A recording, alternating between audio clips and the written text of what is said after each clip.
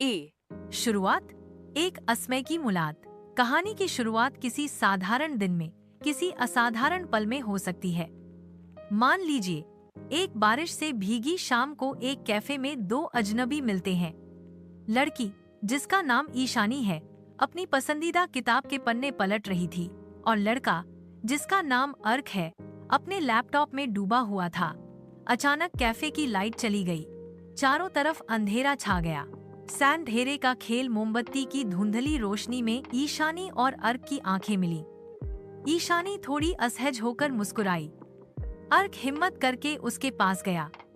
क्या मैं आपकी किताब पढ़ सकता हूँ? इतना कहते ही उनकी पहली बातचीत शुरू हुई। किताब का विषय, लेखक के विचार और जीवन की विभिन्न कहानियों पर उनकी बातें आगे बढ़ने लगीं। मानो वे दोनों एक दूसरे का इंतजार कर रहे थे। गहराई। समय से परे एक क्षण साथ झाझाझार हो गई। वे महसूस करने लगे कि अभी कुछ समय में ही वे एक दूसरे के बहुत करीब आ गए हैं। अपने सपनों, डर और छोटे छोटे पलों को साझा करते हुए वे एक अजीब प्यार के बंधन में बंध गए। अंत। एक नई शुरुआत। रोशनी वापस आ गई और कैफे में फिर से चहल पहल शुरू हो गई। ईशानी को जाना होगा, कोई उसका इंतजार कर रहा है। वही हाल अर्क का भी है।